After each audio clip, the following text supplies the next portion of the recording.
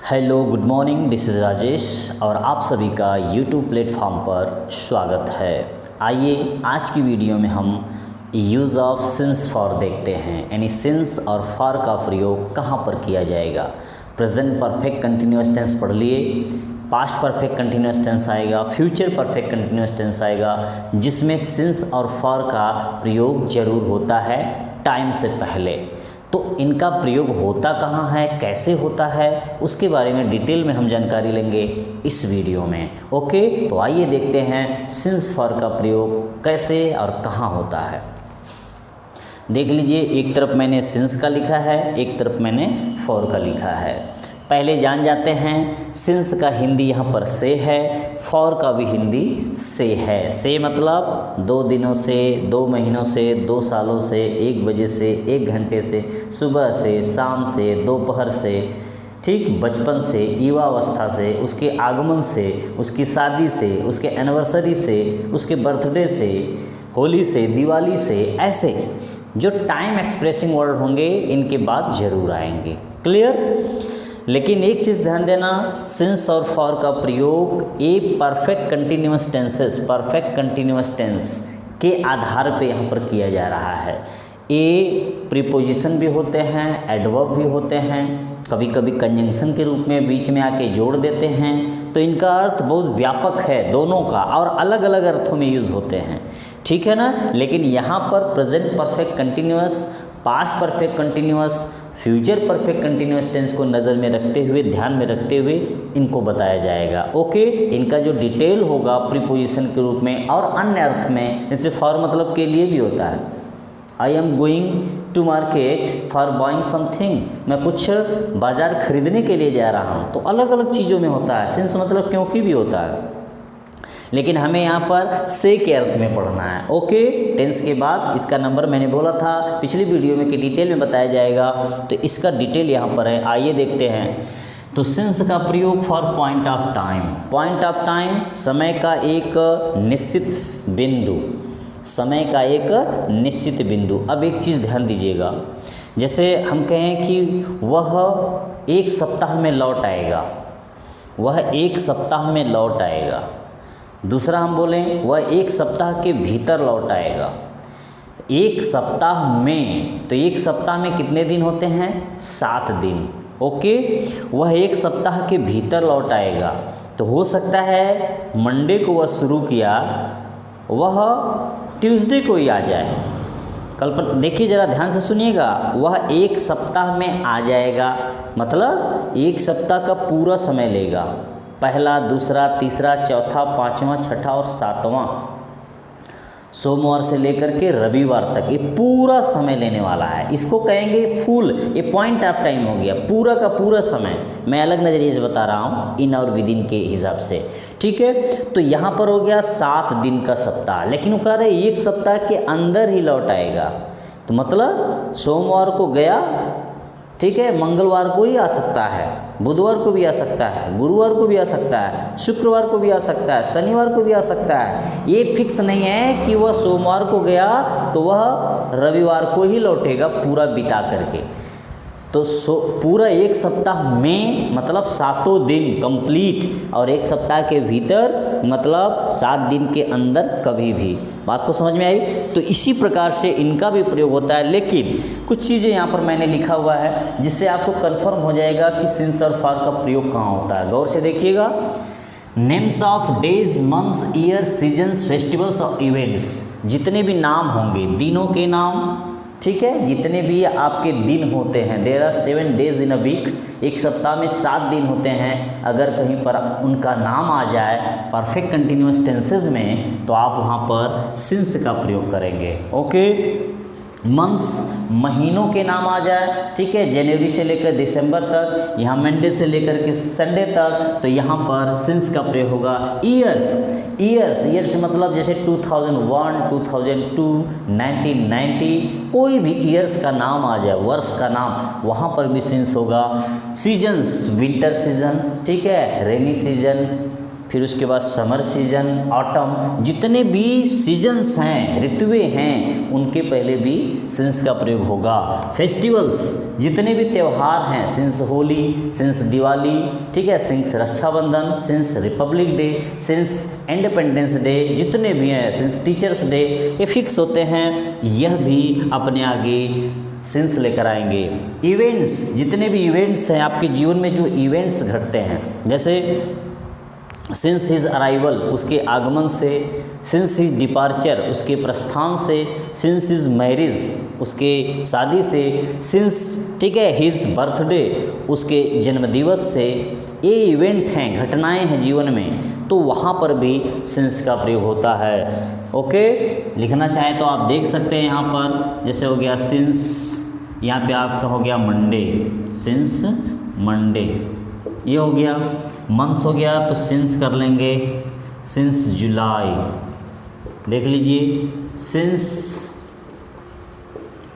2001, since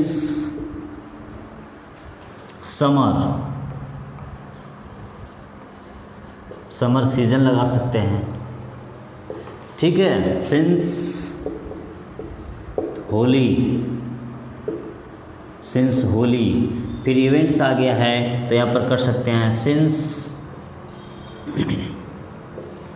his marriage, birthday, arrival, कुछ भी लगा सकते हैं। ओके, देख लीजिए, सिंस मंडे, सिंस जुलाई, since 2001, since summer season, since Holi, since his marriage. तो ये जो है कहीं पर नाम इनका आ जाएगा तो वहाँ पर हमेशा किसका प्रयोग करेंगे? सिंस का प्रयोग करेंगे friends. Second, stages of one's life, जीवन की जो अवस्थाएं होती हैं, जैसे एक देखिए मैंने लिख दिया है, जीवन की जो अवस्थाएं होती हैं, जैसे बच्चा पैदा होता है, शैशवा काल, ठीक है, बाल्याकाल, ऐसे किशोरावस्था बोलते हैं आप, किशोरावस्था, तरुणावस्था, प्रौढ़ावस्था, वृद्धावस्था, ऐसे बोलते हैं, युवा अवस्था। ये ढेर सारी जो है पार्ट करके जो है बांटा गया है, कई स्टेजेस में लाइफ को बांटा गया है। ऐसा कहीं पर वर्णन आए तो वहाँ पर आप सिंस का प्रयोग कर लेंगे, जैसे सिंस चाइल्डहुड, बचपन से, सिंस यूथ, युवा अवस्था से, ठीक है, सिंस टीनेज मतलब किशोरावस्था से। तो जो जीवन की अवस्थाएं हैं ये फिक्स होती हैं, इनका एक अवधि होता है, बचपन, बाल्यकाल कुछ समय तक, किशोरावस्था कुछ समय तक, प्रौढ़ावस्था कुछ समय तक, युवावस्था कुछ समय तक, वृद्धावस्था कुछ समय तक, उसके बाद व्यक्ति की मृत्यु हो जाती है। तो ये अवस्थाएं फिक्स होती हैं, उनका टाइम निर्धारित किया गया है, इसलिए पॉइंट ऑफ टाइम होते हैं, निश्चित होते हैं, वहाँ पर भी किसका प्रयोग किया जाएगा? सिंस का प्रयोग किया जाएगा। पार्ट्स ऑफ द डे, यानी जो दिन की अवधि हैं, जितना जब दिन शुरू होता है, अब उषा काल से लेकर के रात तक, ठीक है, जिसको आप भोर भी बोलते हो, डॉन, DAWN, डॉन, ठीक है ना। तो वहाँ पर आप जितने भी हिस्से होते हैं, आप जैसे यहाँ पे कर सकते हो सिंस मॉर्निंग, सिंस मॉर्निंग, ये आपका हो गया सिंस मॉर्निंग, ठीक, नाइट, कुछ भी कर सकते हैं, ठीक। अब जैसे since dawn, since morning, since noon, since afternoon, since evening, since dusk, गोधली वेला, सिंस नाइट, जितने भी दिन के, ठीक है, अवधि बांटे गए हैं सुबह से लेकर रात तक, उनके लिए भी आप किसका प्रयोग करोगे? सिंस का, फॉर का प्रयोग नहीं करोगे। अब ओ क्लॉक, AM और PM, ध्यान दीजिएगा, नॉर्मल तरीके से आप देख लेना, कहीं पर बजने के अर्थ में आए, 1 बजे से, 2 बजे से, 4 बजे से, 20 बजे से 24 बजे, 24 तक बजता है। अगर रेलवे पे आप देखते हो तो उसको 13, 14, 15 ऐसे करके 24 तक बजाता है। तो ऐसा कहीं पर आता है तो आप वहाँ पर हमेशा सिंस का प्रयोग करेंगे। AM आप जानते हो एंटी मेरिडियन, ठीक है, आपका PM पोस्ट मेरिडियन, अपराह्न और पूर्वाह्न, ऐसा आता है। तो इनके लिए भी सिंस का प्रयोग होता है, जैसे यहाँ पर कर देंगे सिंस 2 o'clock, सिंस 2 o'clock, ठीक है ना। जितने भी बजने का अर्थ आए कहीं पर, वह 2 बजे से खेल रहा है, वह 5 बजे से पढ़ रहा है, वह 4 बजे से दौड़ रहा है, तो वहाँ पर भी हमेशा आप किसका प्रयोग करेंगे, सिंस का, फॉर का प्रयोग नहीं करेंगे। अगला yesterday, last day, past night, past week, past month, चाहे यहाँ लास्ट हो चाहे पास्ट हो, दोनों, ठीक है। एस्टरडे बीता हुआ, प्रीवियस भी हो सकता है, लास्ट हो गया, last day, last night, last week, last month, last year, last century, last decade, कुछ भी आ जाए तो यहाँ पर भी, ठीक है ना, सिंस का ही प्रयोग होगा। जैसे सिंस लास्ट, यहाँ पर जैसे डे है तो यहाँ पर करें सिंस लास्ट डे। अब सिंस लास्ट डे का मतलब आप समझ जाइए कि पिछला दिन, यही पिछला दिन। जैसे कि सिंस डेज, तो ये गलत हो गया, सिंस डेज नहीं, फॉर डेज, मतलब कई दिनों से, फॉर डेज कई दिनों से, लेकिन कह दिया सिंस डेज, ये गलत है। फॉर डेज सही है, लेकिन डेज से पहले आ गया लास्ट, सिंस लास्ट डे, तो ये पिछला दिन जो बीता है, एस्टरडे अभी जो कल बीता है, तो ये निश्चित टाइम को बताते हैं, इसलिए इनके पहले सिंस का प्रयोग होता है। Since last night, since last week, since last month, since last year, since last decade, since last century, या लास्ट की जगह आप पास्ट भी लिख सकते हो। पीरियड ऑफ टाइम प्लस एगो, अगर कहीं पर पीरियड ऑफ टाइम प्लस एगो आ जाता है, जैसे सिंस 5 days ago,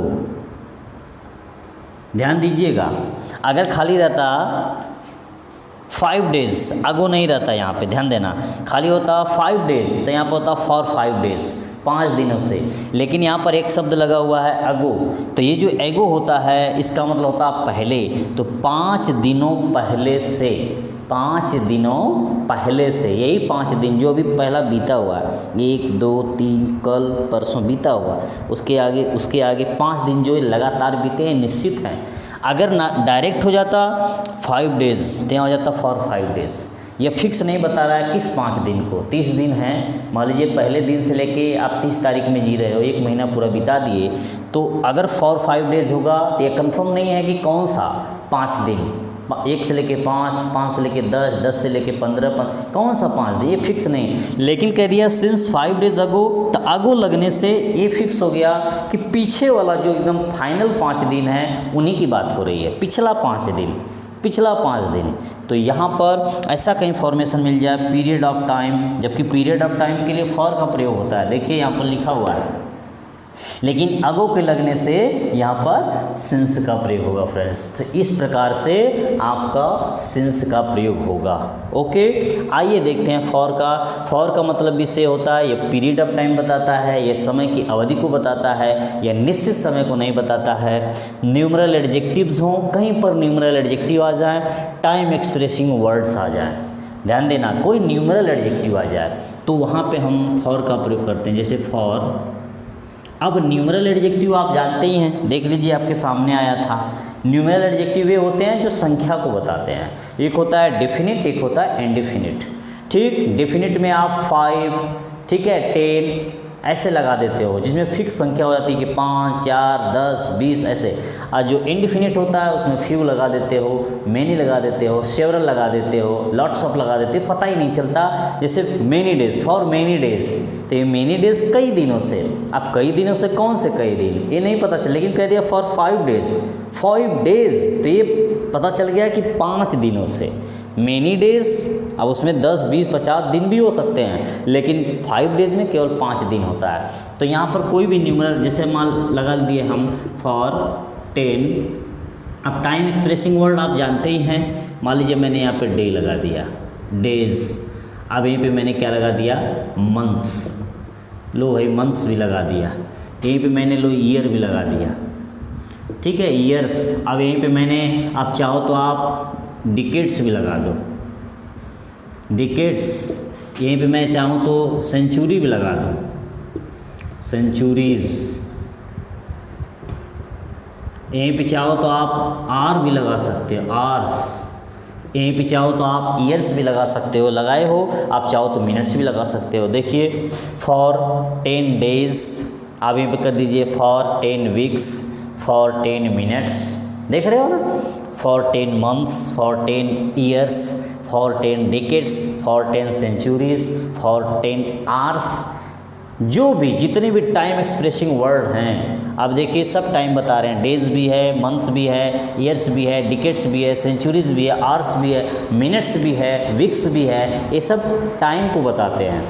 तो फॉर लगा दीजिए, फॉर के बाद कहीं पर यहाँ पर 10, 2, 5, ठीक है, 15, 20 कुछ भी आए जो संख्या को बताए, तो यहाँ पर हमेशा बहुवचन का जो नाउन आएगा, टाइम बताने वाला शब्द आएगा और उनके पहले हमेशा फॉर का प्रयोग किया जाएगा।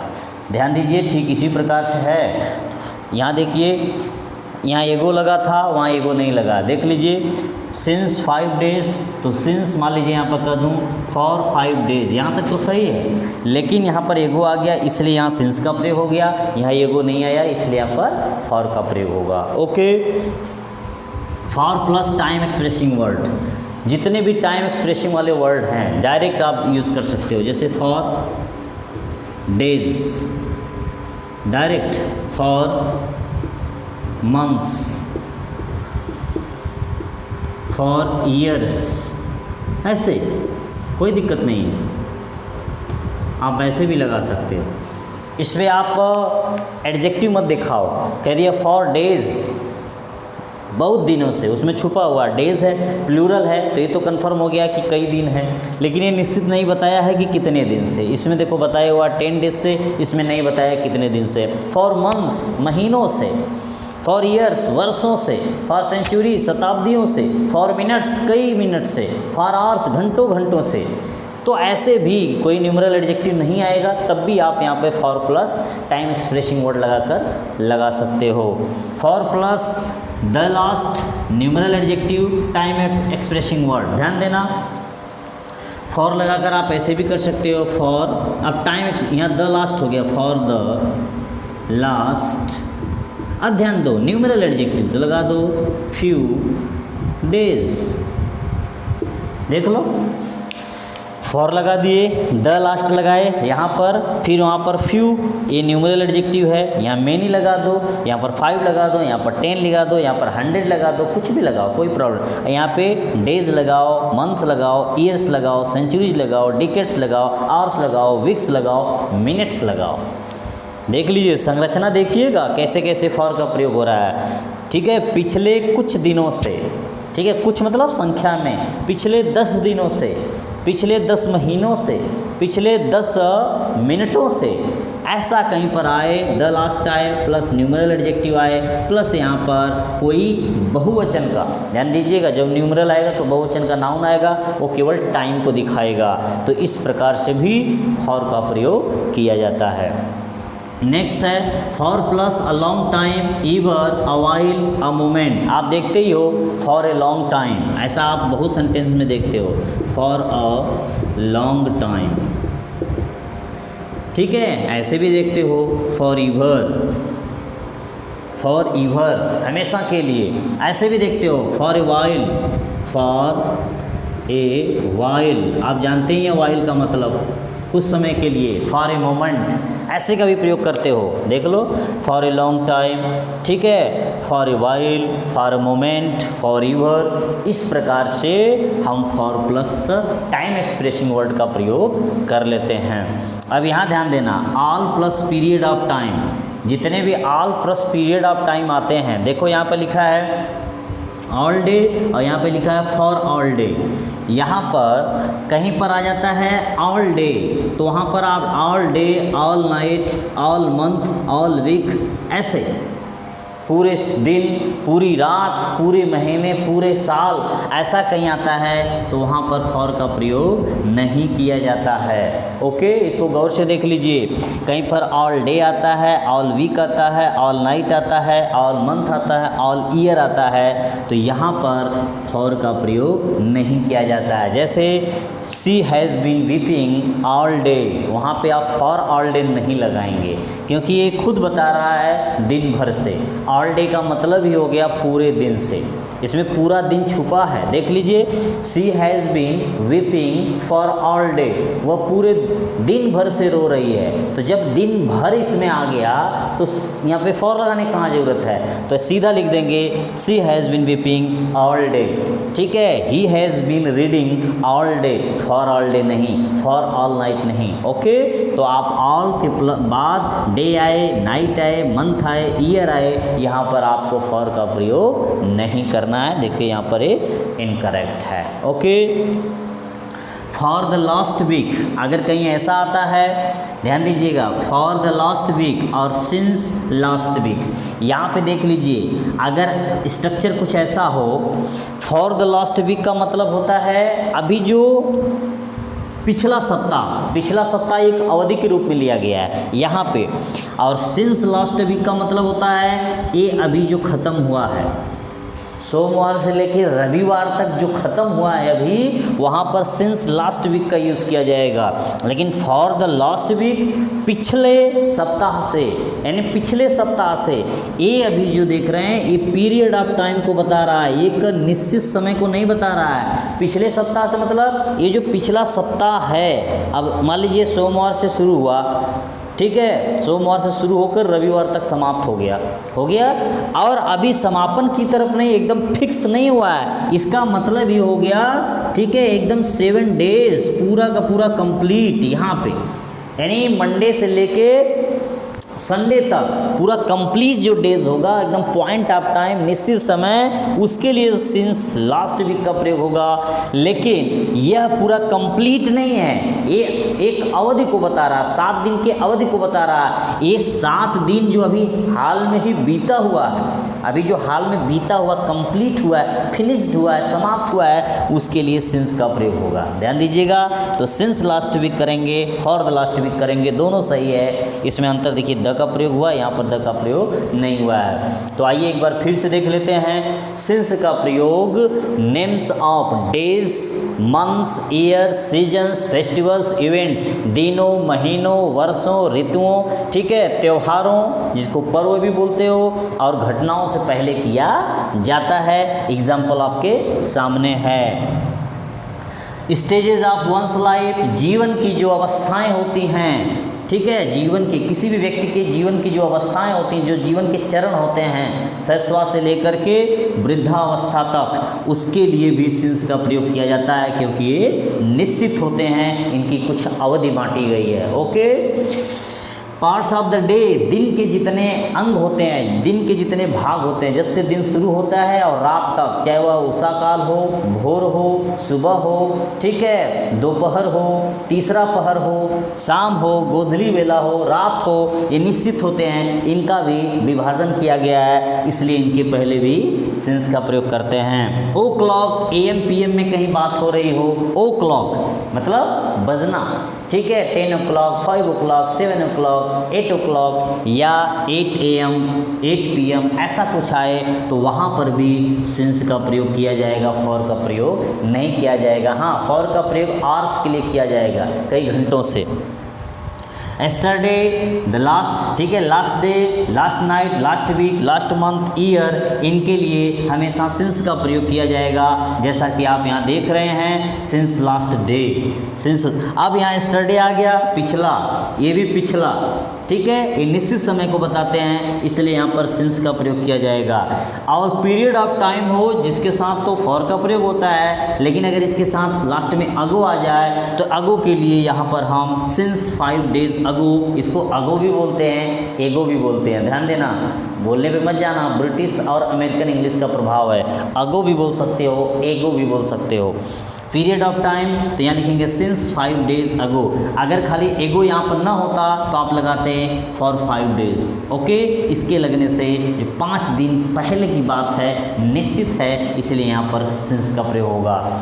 पीरियड ऑफ टाइम के लिए देखिए, numeral adjective plus time expressing word, कोई यहाँ पे फॉर लगा दीजिए, यहाँ पे कोई भी संख्यावाचक विशेषण लगा दीजिए, और वहाँ पे time expressing days, months, year, decade, centuries, hours, minutes, weeks, जो भी समय को बताते हैं लगा दीजिए, आपका फॉर का प्रयोग हो जाएगा। For plus direct time expressing word आएंगे, कोई न्यूमेरल एडजेक्टिव नहीं आएगा। For days, for hours, for months, for years, for decades, घंटों से, घंटों घंटों से, महीनों महीनों से, वर्षों वर्षों से, दिनों दिनों से, सप्ताहों से, ऐसे देखो इसमें कोई न्यूमेरल एडजेक्टिव नहीं आया है। For plus the last plus numeral adjective plus time expressing word. For the last देख लीजिए, न्यूमेरल एडजेक्टिव फ्यू हो गया, मैनी हो गया, 10 हो गया, 100 हो गया, कुछ भी लगा दो। और डेज टाइम एक्सप्रेसिंग वर्ड हो गया। For the last few days, for the last many days, ठीक है, फॉर द लास्ट 10 डेज, ऐसे आप लगा सकते हैं। For plus long time, ever, a while, a moment, for ever, ठीक है, फॉर ए लॉन्ग टाइम, ठीक है, for a moment, for a minutes, ऐसे सेंटेंसेस में भी आप देखते हो फॉर प्लस इन शब्दों का प्रयोग किया जाता है। All plus period of time, कहीं पर ऑल लगा हो, यहाँ पे all day, all night, all month, all week, all hours, ऐसे कहीं पर हो तो वहाँ पर फॉर का प्रयोग नहीं किया जाता है। फॉर द लास्ट वीक ऐसा कहीं आएगा तो वहाँ पर फॉर का प्रयोग होगा। सिंस लास्ट वीक अगर खाली ऐसा आएगा, लास्ट लगा होगा यहाँ पे, तो ये पूरे पॉइंट ऑफ टाइम, जैसा कि आप देख रहे हो, ये पॉइंट ऑफ टाइम को बताता है, ये पीरियड ऑफ टाइम को बताता है। तो ऐसे में सिंस का प्रयोग होगा, यहाँ पर फॉर का प्रयोग होगा। तो मुझे उम्मीद है कि आपका कन्फ्यूज़न जो सिंस फॉर का है, जो परफेक्ट टेंस में प्रेजेंट परफेक्ट कंटिन्यूअस टेंस और पास्ट परफेक्ट कंटिन्यूअस टेंस और फ्यूचर परफेक्ट कंटिन्यूअस टेंस में जो प्रॉब्लम्स होती हैं वो आपकी सॉल्व हो गई होगी। कभी कभी देखना आप ऐसे भी लगा देते हो, ध्यान से देखना, मैं एक सेंटेंस बताने का प्रयास कर रहा हूँ, ऐसे भी आ जाता है, जैसे she has been ill since Monday, ऐसे भी अगर सेंटेंस में यूज़ हो तो सही माना जाता है, गलत नहीं है, क्योंकि सी हैज़ बीन इल, इसमें आप ए सिंस मंडे, अब कहोगे इसमें मेन वर्ब तो आया ही नहीं है। देख लीजिए, she has been ill,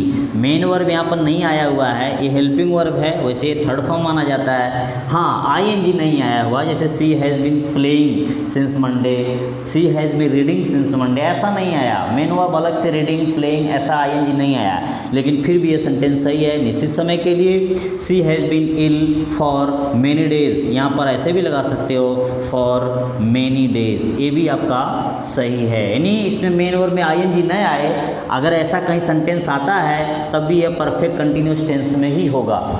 okay, मुझे उम्मीद है कि आपको वीडियो ज़रूर पसंद आई होगी। कमेंट ज़रूर करना, लाइक शेयर कमेंट करना। Thank you.